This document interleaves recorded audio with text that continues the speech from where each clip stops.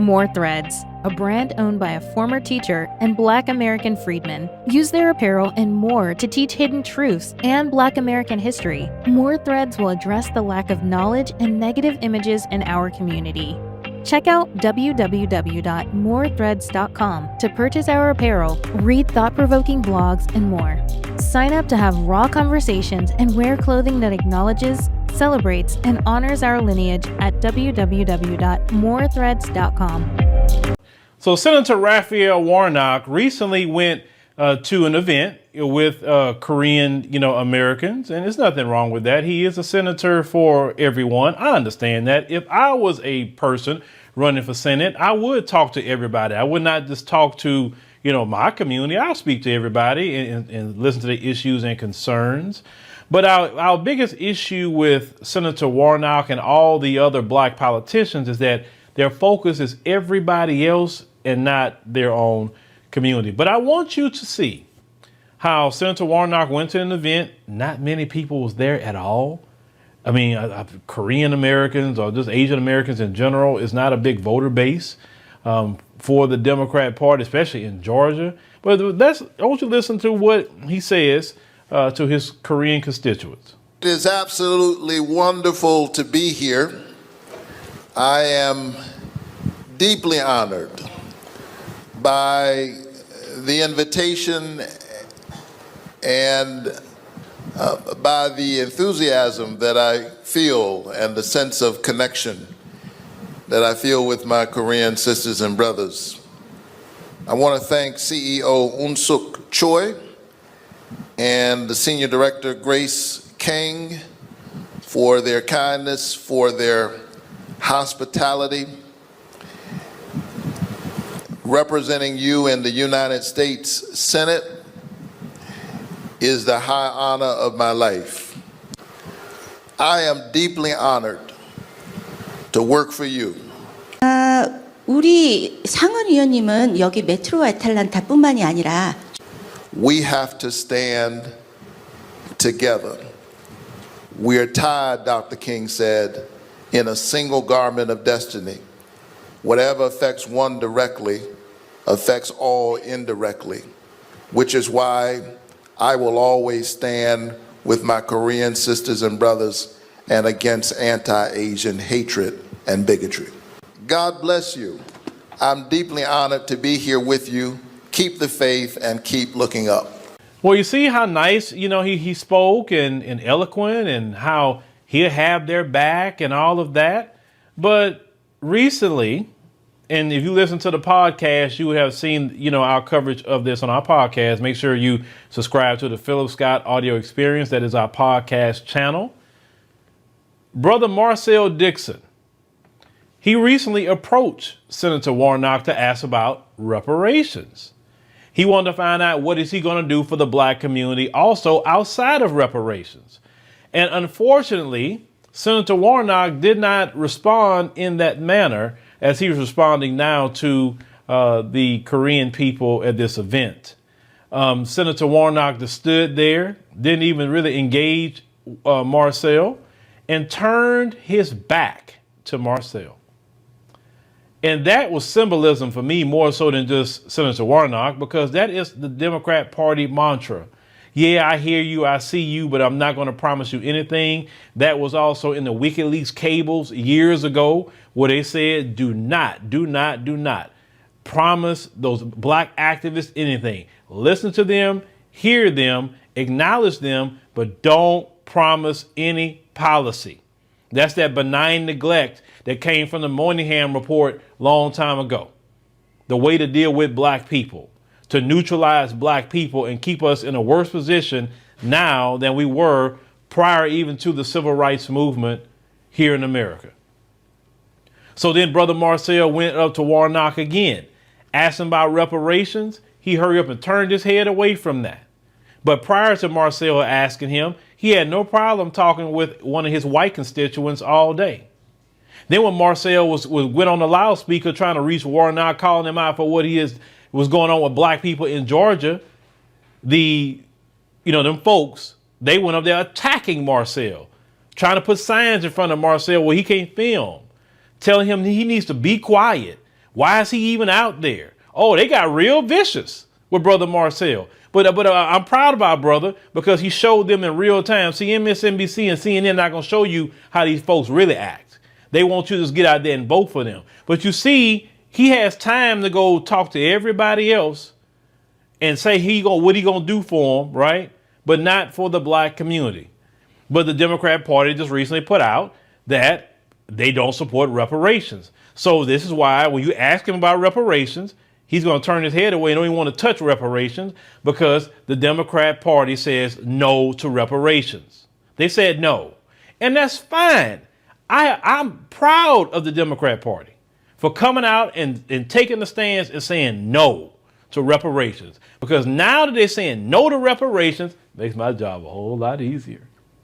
And I can say the Democrat Party don't want you to have reparations. And they know good and well you need it and you deserve it. They had no problem giving Ukraine billions of dollars. No problem giving them billions. Every time they look up, money is coming out of your pocket and my pocket. But black Americans who need reparations for the harm done by our own country, no, forget that. I ain't giving y'all crap. And you know what? That's fine. That's why I'm not voting for you. That's why.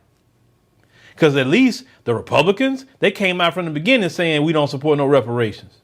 Y'all are playing with black people saying, oh, well, we'll do a study about reparations. Instead of you saying I feel no different than a Republican. Then I could have respected that too. But see, the pressure has been on y'all too much about reparations. Understand? But Warnock, like I said, for him and the way he's moving, I said this on my podcast about him, and I'm saying it now. If I'm a man in Georgia, a woman in Georgia, and we do have a lot of people who watch us in Atlanta, shout out to Atlanta, I'll be visiting y'all soon. I would not cast a ballot for Warnock. No. If you're going to turn your back on a black person, a black voter that's asking you, what are you going to do for our community? And you don't even approach anything other than the last time we covered him, talking points. Every time he's asked about reparations, no. If you go listen to the podcast, I even said how he could actually respond to reparations. If you go back and listen to it, he chose not to do it even in that way. Just as the Democrat Party don't support reparations doesn't mean the Congressional Black Caucus have to go along with that. But unfortunately, it seems like the Congressional Black Caucus don't support reparations either. Because just because the party don't, doesn't mean you have to go along with it. Like, hell no. We support reparations. We're going to keep presenting bills in Congress for reparations. And then if y'all vote against it, or even it doesn't come up even for, y'all shut it down in committee, we're going to say who shut it down, and we're going to put pressure on all y'all. And we're going to say, hey, if you don't vote for reparations, then obviously you have issues with black people, you have anti-black racism. That's how I would do it. I would do it like that, and I'll pressure them. Oh, I'll put so much pressure on them. But see, our political class are put in positions to keep us at bay. You understand? To keep us quiet, to keep us to go along, to get along. That's the purpose of the black politician in the system of white supremacy. Understand? Because if they didn't have them, it'd be a lot easier for us to be speaking out. You understand? They are that group that shuts down true freedom for black Americans. And that's why I said our biggest issue is the black politician. We got to move around the black politicians first and replace them with people that come through the grassroots, who are vetted by the grassroots and cannot be bought with money. See, the most righteous man and righteous woman, you can't buy them because they have their own money and they move by principle. And that's who we need to be politicians in the community. Because what we have right now is a bunch of sellouts. They didn't took the 30 shekels of silver. We have a whole political conglomerate of Judas. That's who we have, Judas. The status quo for the black politician is Judas because they took their 30 shekels of silver.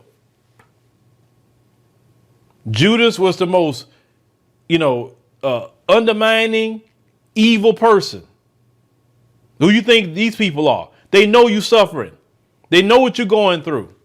But they took their 30 shekels of silver. They living good. They don't care about you.